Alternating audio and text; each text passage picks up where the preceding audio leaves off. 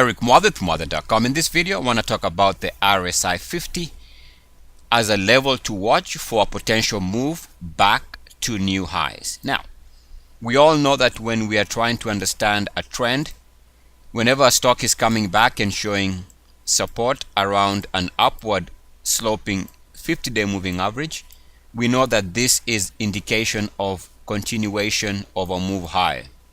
So the bounce on the 50-day moving average, we all know this, is generally an idea that the stock is still within an uptrend. And even here we can see bounced on the 50 and continued on to test new highs.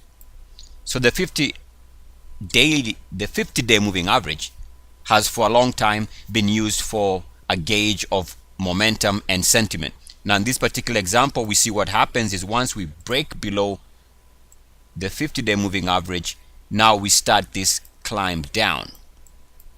So that is well known, it's well documented. Now let me show you another view, which is to use the RSI 50 level for indication of continuation of momentum. And how it works is very simple. Every time a stock comes back to test the RSI 50 level and holds, you know that it is telling you it is going to be testing the highs, if not, move higher. Here we test the RSI 50 again with uniform action, which means that at that particular point in time, what the stock is telling you, there is going to be a push to test the recent highs, if not move above them. We hold the RSI 50 again, which is this level, which is telling us that more than likely the stock is going to test the previous daily closing highs, if not improve on those highs. We come here, we test the RSI 50 level for the lows there, which means again the stock is telling you that more than likely we are going to either test the highs or even improve on those highs. And even here, all this is uniform action. In fact, the most uniform action is here.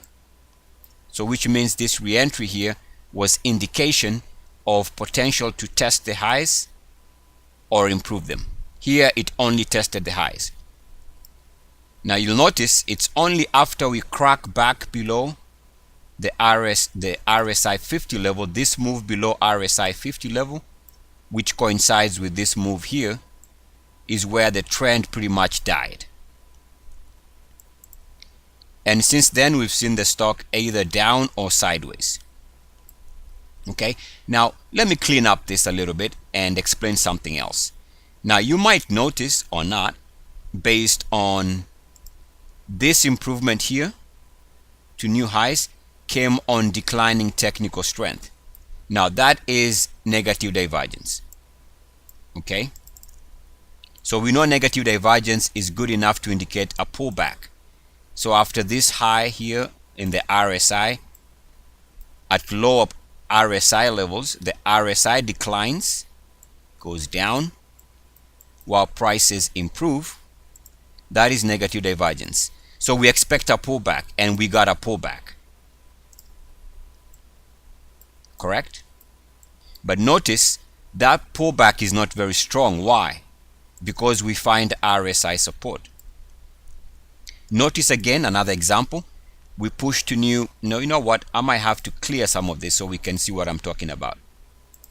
So there's negative divergence here on the RSI as we saw. But this leads to a shallow pullback only because two things happen. RSI 50 support, no, 200-day moving average support, 50-day moving average support. All right, so 50-day moving average support and coinciding with our RSI 50 support. We make another push as another example. There's another push here to new highs with declining technical strength. Well, we get a shallow pullback out of that, but that's it. Why? Well, for starters, we find support at the 50-day moving average. We also find support at the 50-day moving average, 50 RSI level. Yeah, gets a little confusing. It's a mouthful. So we get RSI 50 support which is the lows here, and that's it. No more further downside. Now notice the change. Here we make a push to new intraday highs. Take a look at the technicals. That's negative divergence, so we expect a pullback. Now in this particular instant, this pullback is more significant. Why? Because we move below the 50-day moving average, no bounce, and we also move below the RSI 50 level on the daily. So there's a change.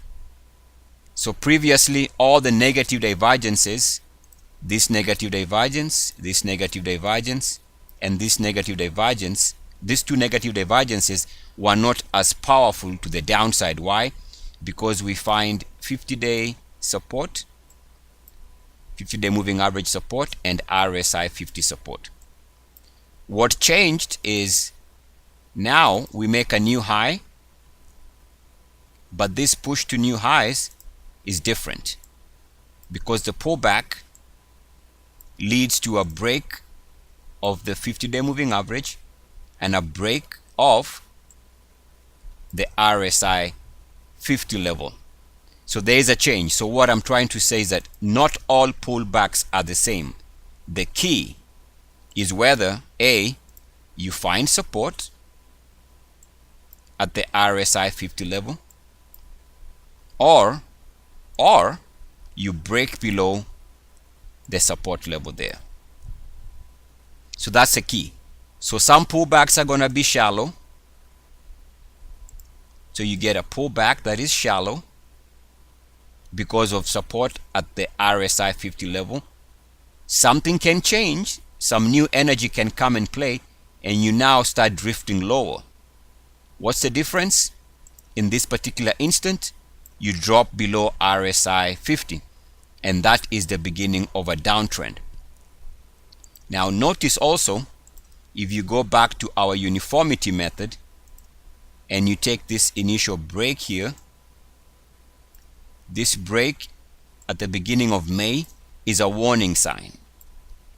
Why is that? Because when the stock comes back and tries to hold above this line here, this break line, if we draw a line right there, we can see that now the sentiment or the strength is being rejected, which gives us the daily closing high there and there. Another uniform activity situation here above the line and back below it for this high on a daily closing basis. And recently, uniform activity rejection on that line for the most recent high here. So there's a lot we can learn from this chart. I just wanted to single out some of the main things, and here the takeaway is how you can use the RSI 50 level to gauge whether a stock is gonna go back to fresh highs or if a stock is beginning a new trend. Eric Muathe at Muathe.com. As always, good luck, peace, and blessings. ESCS.